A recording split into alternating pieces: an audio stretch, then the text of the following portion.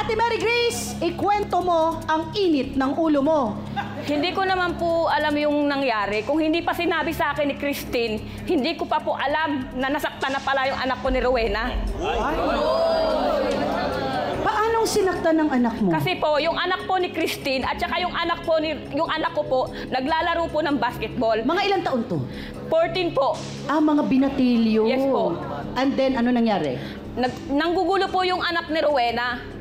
Ngayon po, yung anak ko naman po hindi yung basta-basta mananakit kung hindi po yan nakukulitan eh. Tapikon po ng anak ko, nabatukan niya po yung anak ni Rowena. So ano ang nangyari? Bakit ikaw ang naunang magreklamo rito? Pagkatapos po nang nangyari, hindi ko po alam na si Rowena rumesback doon sa anak ko. Samantalang pwede niya namang sabihin sa akin. Paano niya niresbakan? Sinaktan niya rin yung anak ko. Dapat sinabi niya sa akin, kung may problema siya sa anak ko, dapat ako yung una niyang kinausap. Tama ka dyan. Tama ka dyan. Saka Mama Carla, nabatukan lang naman ang di sinasadya eh. So ngayon, paanong pananakit ang ginawa? Hinampas daw po yung anak ko, ni Rowena. So nagalit ka? Siyempre naman po, nanay po ako eh. Wala po siyang karapatang saktan yung anak ko. Okay. Malalaman natin kung may karapatan o wala. Si Rowena, pasok!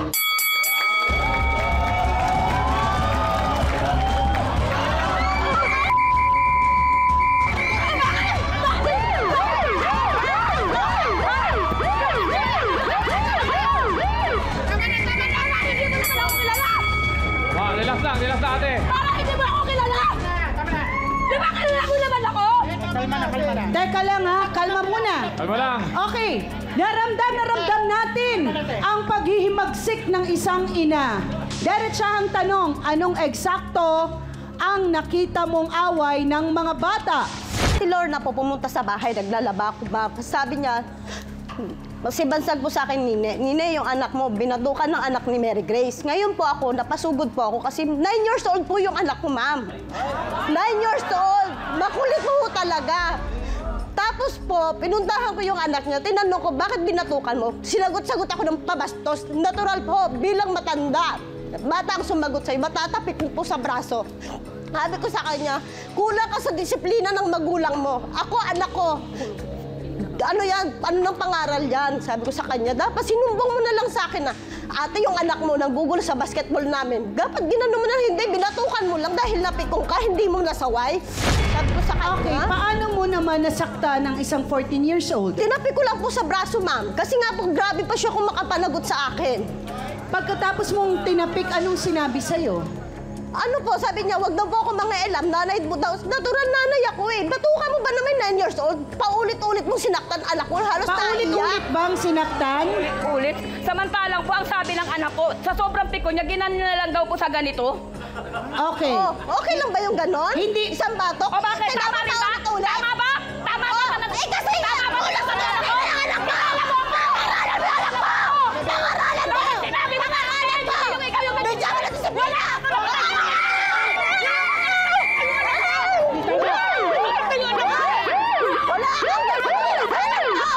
Ang kapal na mukha mo! Kapal na mukha mo! Anak mo, 14 years old! Sa 9 years old! Wala! Mas matanda ka anak mo!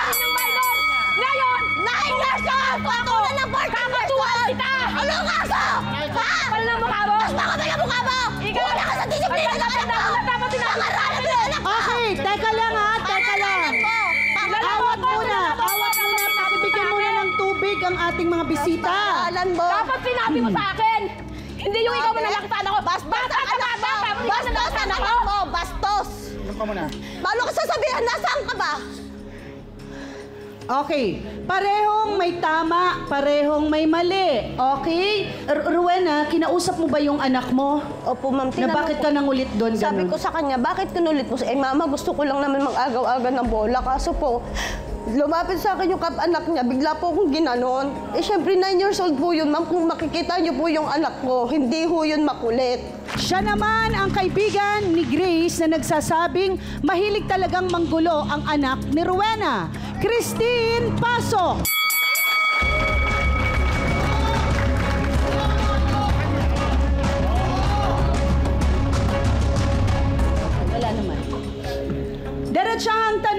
Christine, bakit mo nasabing mahilig talaga manggulo ang anak ni Rowena?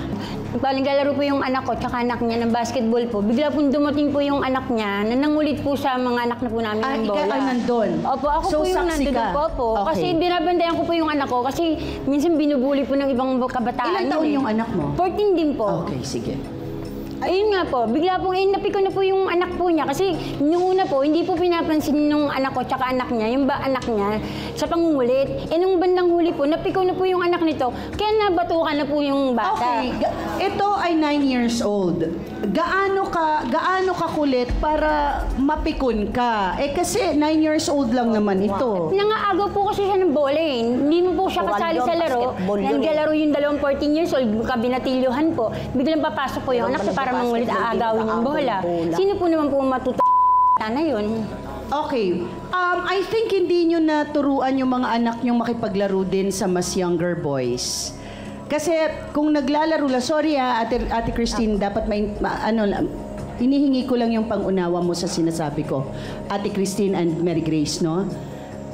May mga kapatid bang bata yung mga anak ninyo? Wala po. Okay. So, hindi ba talaga kayang tingnan yung 9 years old na parang kalaro din, na maintindihan nilang gusto lang sumali? Para po kasi sa kanila, practice po nila yun eh. Practice po nila yun. Kumbaga, train sila. Nakaka-distract yung anak niya eh. Gaano kalakas ang batok para mapasugod ka? Ano ba talagang nakarating sa'yo, Ate Rowena? Kasi po, ma'am, pagpunta po ng anak ko sa akin, naiyak. Mama, binatukan ako ng anak ni Ate Grace. Anong klaseng batok ganyan, mama, oh? Umiiyak siya, ma'am, nang umuwi sa akin. Siyempre sa akin bilang magulang, dahil pinundahan ko siya, bakit binatukan mo yung anak? Ay, ano yung makulit eh? Huwag ka mga elam, sabi niya sa akin gano'n. Sobrang gigil ko sa kanya dahil minor din siya. Kung sagot-sagutin niya ako, gano'n-gano'n Hindi lang. totoo yan. Para, huwag kang mga elam! Wala kang alam! Wala kang alam! Huwag kang mga elam! Baturan! 9 years old! Saan ka nakakita ng basket? Walang hindi nagkukulo! Ha? Saan ka nakakita ng basket? Walang hindi nagkukulo! Walang basket! Walang hindi nag-aagawan! Ha? Wala ka nakikita ng basket? Walang hindi nag-aagawan! Wala ka kasing alam sa anak mo! Wala kang alam! Sigurado ka? Magbawas ka lang pagkananay ko! Magbawas ka ng Nasaan ka ba? Okay, teka lang ha! Teka lang! Teka lang Ate Mary Grace, ang tanong mo, nasaan si Rowena nung araw na naglalaro ang mga anak nyo? Ikaw, nasaan ka nun? Ako po kasi ma'am, parent leader po ako ng aming lugar. Ngayon, madalas po akong ipatawag, meeting, mag-a-assist ng mga member ko, house to house, ganun po ang ginagawa po namin.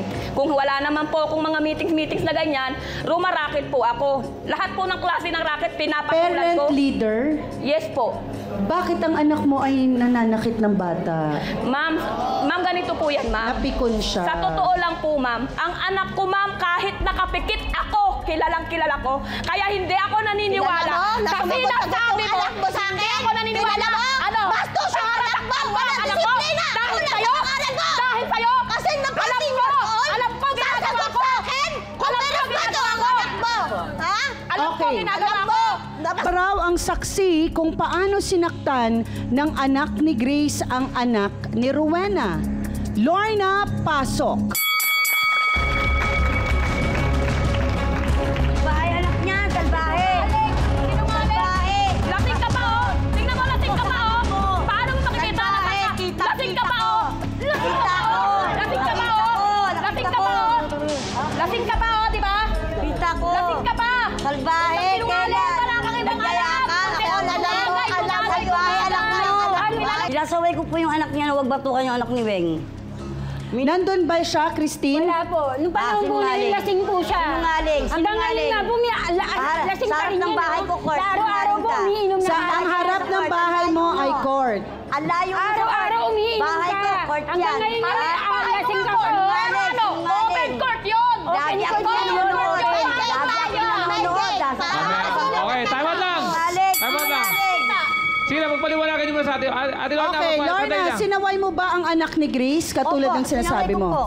Okay. Sinigawan ako, binura pa ako ng anak niya. Epal, hotdog, gumanon pa. Epal at hotdog. Okay. Hotdog, Kami nag-aralan pero hindi ko bahay ko. Kaya alam ko kung paano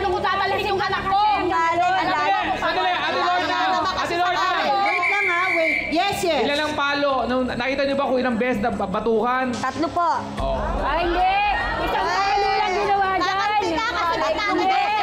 Dahil sinasabi ko, malayo kayo sa court, bahay po court. Uminom ng uminom, tapos magkawala! Ikaw ang nag-file Yan ang yun. alam mong gawin! Kasinungalingan. Okay, wag na. Okay, hindi na natin. Malayo ka, malayo ka. Hindi ko'y pagpapalaki Salbahe sa'yo. talaga anak mo. Sa'yo. Okay, teka lang ha. Salbahe. Ate Lorna, kung sinasabi mong sinaway mo, anong naging reaksyon ng bata? Sinabihan ko siya na, boy, wag mo nang batuhan, kawawa naman. Ano bang pakialam mo? Epal, hotdog.